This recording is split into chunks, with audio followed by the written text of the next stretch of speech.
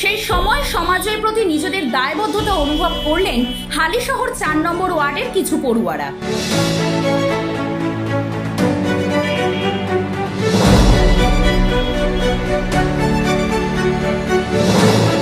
তেঁতুলতলা মোড়ে তাদের ব্যবস্থাপনায় আয়োজিত হলো ৭ দিন ব্যাপী জলছত্র।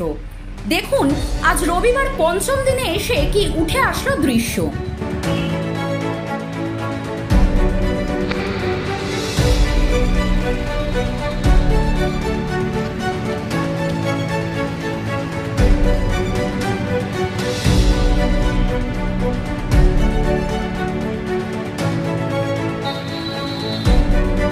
আমরা আজকে সকলকে জল খাওয়াচ্ছি, এই মিষ্টি জল আমাদের বন্ধুদের তরফ থেকে। তোমার কি করো? আমরা এমনি কলেজ স্টুডেন্ট। তো হঠাৎ এই উদ্যোগ দিলে?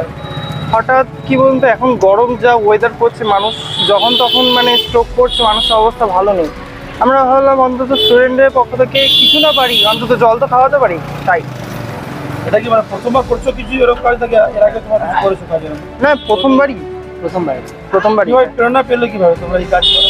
প্রেরণা কিন্তু প্রথম ফেসবুকে অনেক ভিডিও ছাড়ছে, আর আমরা আমাদের স্টেশনেও দেখছি এরকম অনেক কিছু করছে। আমরা ভাবলাম দেখুন, জল কিছু না হোক, জল তো খাইয়ে যদি মানুষকে কিছু সাহায্য করতে পারি। তাই কি ব্যবস্থা করেছো?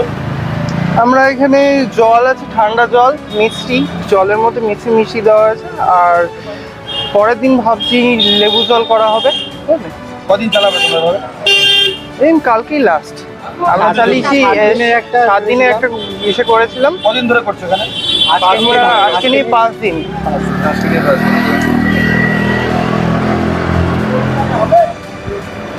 এই সহযোগিতা করেছে তোমাদের জন্য? সহযোগিতা করেছে এখানে তেঁতুলতলা কয়েকজন কত দোকানদার আমাদের কিছু ডোনেট করেছে। তবে এই দাঁড়াটা সবসময় আমাদের সাথে থাকছে। তোমার নাম বলো।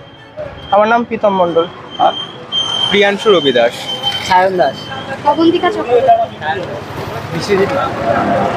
এভাবেই যদি সচেতন থাকে আমাদের নবপ্রজন্ম আর তাদের পাশে দাঁড়ায় এই সুধী সমাজ, এতে উপকৃত হবেন অসংখ্য প্রয়োজনশীল মানুষ।